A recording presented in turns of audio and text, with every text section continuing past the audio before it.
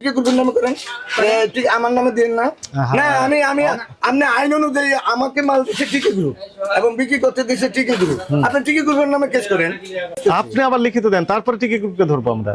টিকি গ্রুপের বিরুদ্ধে আপনি একটা লিখিত অভিযোগ দেন আমাদের কাছে যে টিকে গ্রুপ এই সয়াবিন তেলের সাথে এই পণ্য, শোনেন আপনি খালি একই পয়েন্ট আছেন, গেছিলেন, আমি তো আপনার কাছে আসছি, তখন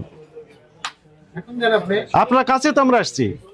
এখন লিখিত দেন যে টিকে গ্রুপ সয়াবিন তেলের সাথে এই যে আটা, ময়দা, চা পাতা, সুজি, ডাল এগুলো নিতে বাধ্য করছে। আপনার যেমন অধিকার আছে আমারও তেমন অধিকার আছে।